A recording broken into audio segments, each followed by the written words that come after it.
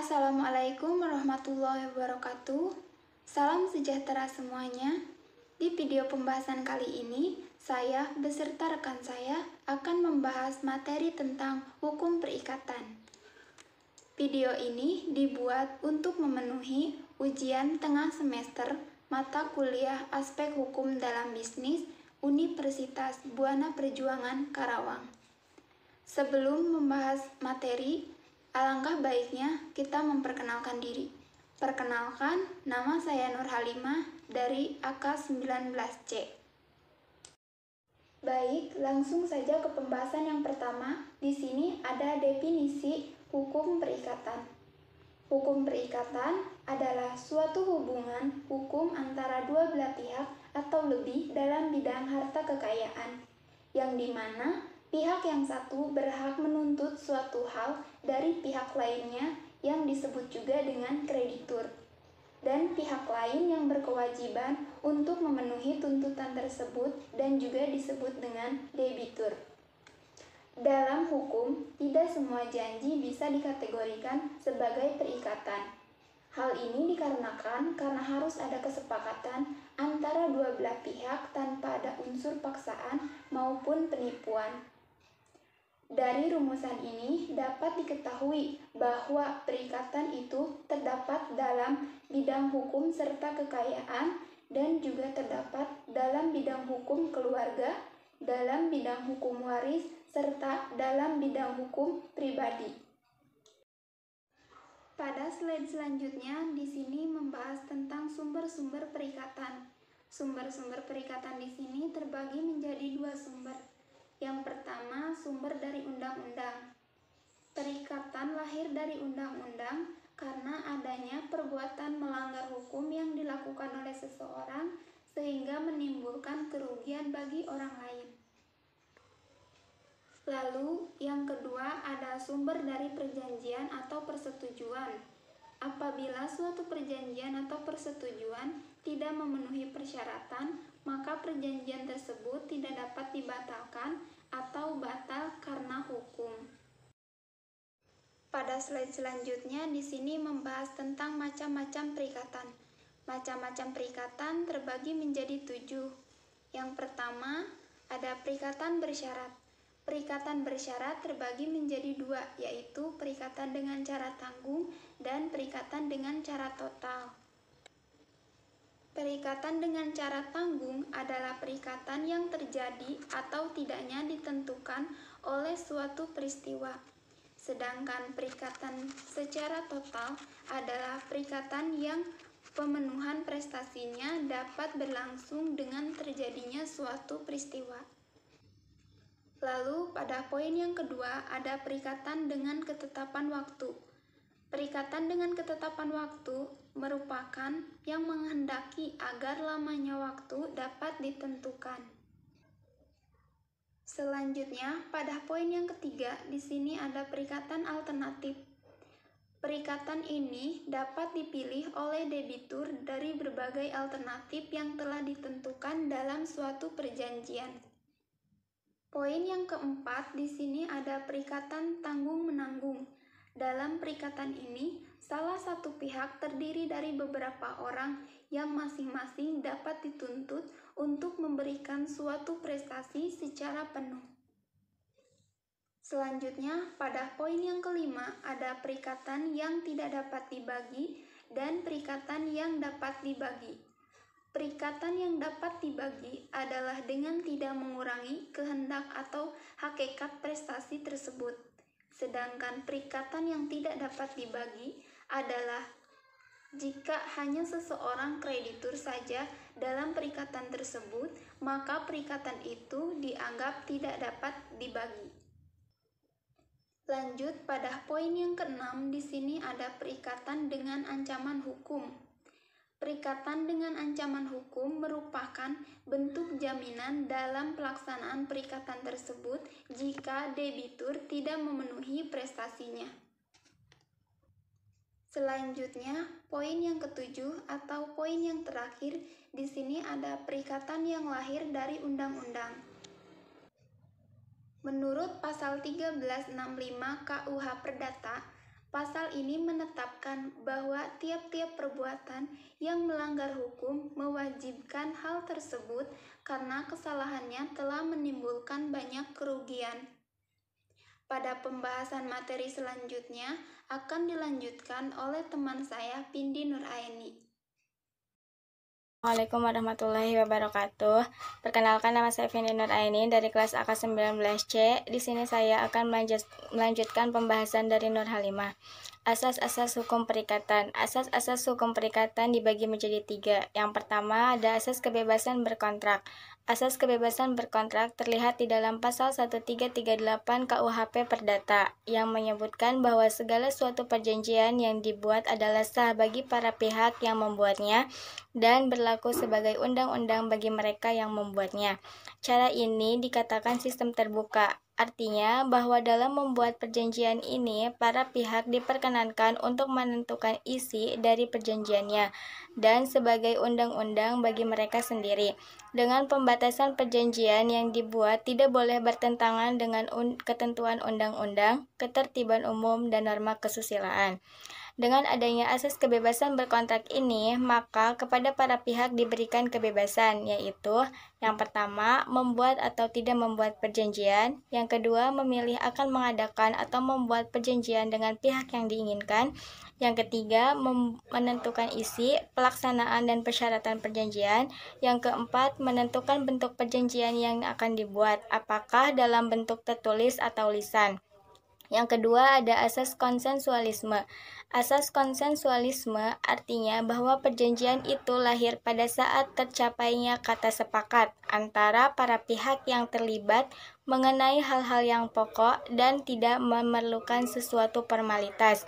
Dengan demikian, asas konsensualisme lazim disimpulkan dalam pasal 1320 KUHP Perdata.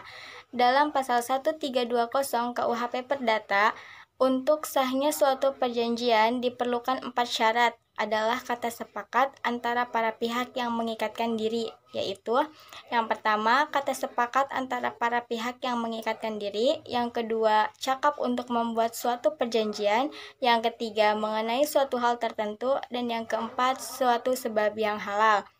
Yang ketiga ada asas pasca sunt servanda. Asas pasca sunt servanda merupakan asas yang menunjukkan kepastian hukum. Dengan adanya asas ini, maka kesepakatan yang terjadi di antara para pihak mengikat selayaknya undang-undang bagi para pihak yang membuatnya. Pihak ketiga juga harus menghormati substansi kontrak yang dibuat oleh para pihak dan tidak boleh melakukan intervensi terhadap isi kontrak yang dibuat tersebut. Asas ini dapat dilihat pada ketentuan pasal 1338 ayat 1 KUHP Perdata yang isinya semua perjanjian yang dibuat sesuai dengan undang-undang berlaku sebagai undang-undang bagi mereka yang membuatnya. Persetujuan itu tidak dapat ditarik kembali selain dengan kesepakatan kedua belah pihak atau karena alasan-alasan yang ditentukan oleh undang-undang. Persetujuan harus dilaksanakan dengan itikad baik. Selanjutnya ada unsur-unsur hukum perikatan. Unsur-unsur hukum perikatan yang pertama ada hubungan hukum terdiri atas hubungan yang diatur oleh hukum. Hubungan yang di dalamnya terdapat hak di suatu pihak dan kewajiban di lain pihak, dan apabila salah satu pihak tidak melaksanakan kewajiban, maka dapat dituntut pemenuhannya. Yang kedua, ada subjek perikatan terdiri atas debitur dan kreditur. Debitur adalah pihak yang wajib melakukan suatu presentasi atau pihak yang memiliki utang atau kewajiban. Sedangkan kreditur adalah pihak yang berhak menuntut pemenuhan suatu prestasi atau pihak yang memiliki piutang atau hak. Yang ketiga ada prestasi atau objek perikatan. Prestasi adalah kewajiban yang harus dilaksanakan. Prestasi merupakan objek perikatan. Dalam ilmu hukum, kewajiban adalah suatu beban yang ditanggung oleh seseorang yang bersifat kontraktual atau perikata. Menurut pasal 1234 KUHP Perdata, prestasi itu dibedakan terdiri atas yang pertama, memberikan sesuatu, yang kedua, berbuat sesuatu, dan yang ketiga, tidak berbuat sesuatu. Ke dalam perikatan, untuk memberikan sesuatu termasuk pemberian sejumlah uang, member benda untuk dipakai atau menyewa, penyerahan hak milik atas benda tetap dan bergerak, perikatan untuk melakukan sesuatu, misalnya membangun rumah. Perikatan untuk tidak melakukan sesuatu, misalnya A. Membuat perjanjian dengan B ketika menjual apoteknya untuk tidak menjalankan usaha apotek dalam daerah yang sama. Selanjutnya ada pengaturan hukum perikatan. Pengaturan hukum perikatan. Hukum perikatan diatur dalam buku 3 BW dengan judul Perbentinis, yaitu tentang perikatan yang terdiri dari 18 bab. Dari 18 bab ini diklasifikasikan menjadi ketentuan-ketentuan dan ketentuan-ketentuan umum dan ketentuan-ketentuan khusus dengan sistematika sebagai berikut. Yang pertama ada bagian umum. Bagian umum pada bab 1 sampai bab 4 tentang perikatan pada umumnya. Perikatan yang lahir dan perjanjian. Perikatan yang lahir karena undang-undang dan hapusnya perikatan. Yang kedua ada bagian khusus. Bagian khusus itu pada bab 5 sampai dengan bab ke-18.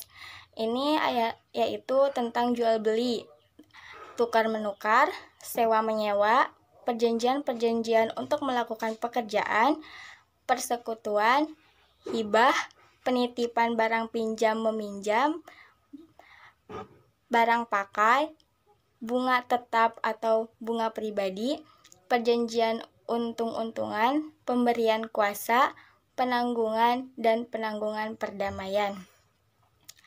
Pengaturan hukum perikatan dilakukan dengan sistem terbuka. Artinya, setiap orang boleh mengadakan perikatan apa saja, baik yang sudah ditentukan namanya maupun yang belum ditentukan namanya dalam undang-undang. Tetapi keterbukaan itu dibatasi oleh 3 hal. Yang pertama, tidak dilarang oleh undang-undang, tidak bertentangan dengan kesusilaan, dan tidak bertentangan dengan ketertiban umum. Yang keempat, yang selanjutnya ada contoh kasus perikatan. Di sini contoh kasus perikatan itu contohnya seperti kasus PT Surabaya Delta Plaza atau PT SDP mengenai sewa harga tempat untuk pertokoan yang pada awalnya pihak PT SDP ini kesulitan untuk memasarkan tempatnya. Kemudian, dia mengajak para pedagang untuk meramaikan komplek-komplek perkotaan tersebut. Sehingga terjadilah kesepakatan mengenai sewa menyewa ruangan antara PT SDP. Akan tetapi, pada kenyataan, di lapangan, perdagangan tersebut tidak mau melakukan kewajibannya untuk membayar sewa menyewa ruangan, sehingga pada akhir PT SDP menggugat si pedagang di pengadilan negeri. Jadi, kasus tersebut dapat dimasukkan ke dalam contoh kasus hukum perikatan, di mana terdapat unsur-unsur dari hukum perikatan itu sendiri, yaitu pedagang selaku debitur yang memiliki kewajiban tertentu dari PT SDP selaku kreditur yang mempunyai hak untuk mendapatkan sesuatu. Kerjasama antara si pedagang dengan PT SDP juga dilindungi hukum, sebab ada peran notaris di sana, sehingga jika ada salah satu pihak yang tidak melaksanakan kewajibannya, maka dapat dituntut ke jalur hukum. Sekian presentasi dari saya dan Nur Halimah. Kurang lebihnya mohon maaf. Terima kasih. Wassalamualaikum warahmatullahi wabarakatuh.